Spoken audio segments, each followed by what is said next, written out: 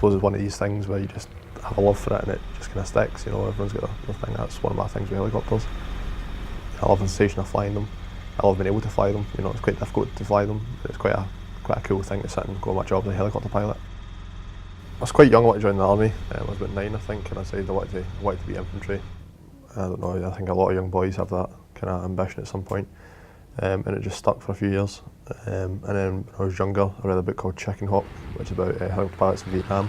It was interesting, the stuff that was taught about helicopters, the things they were doing, how helicopters work, and then all of a sudden I was aware of this amazing machine. Well, I joined the army when I was 17 in 2009, and I joined 5 Scots Argyll and Southern Highlanders. Deployed to Afghanistan in 2010 and was injured in April 2011 in an IED blast. I lost the bottom half of my left leg and shrapnel wounds through my body. So that was my military infantry career over in Edwin, as well as any other ambitions I had in life, I thought at the time. I was sitting in the barracks one night in Canterbury and I just typed in Google, just something came to me, can amputees fly helicopters? And up came a guy called Billy, Story from Monks Warriors. And you know, it was talking about the same injury as myself almost, and so I'm with the charity director at the time, and fast forward 3 and a bit years, I'm now instructor for the charity.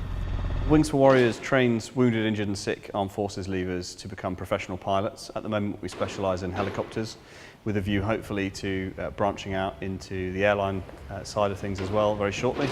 But what we're really about is giving veterans that have been injured or wounded during service a dream that's really worth fighting for, that's worth recovering themselves for. So first of all, we challenge those injuries. We give them the confidence of realising that despite whatever setbacks they may have had in their past, they can still achieve the required standard of a professional pilot.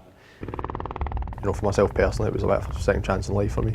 It kind of helped the transition from being Chris, injured soldier, to Chris, now the helicopter pilot. I do have the kind of moments of someone's flying the aircraft and you're like, this is my new office, you know, it's actually my job, this is pretty cool. From where I was, you know, at 19, sitting in a hospital bed, unsure of my future and, you know, uncertain of what I was going to do.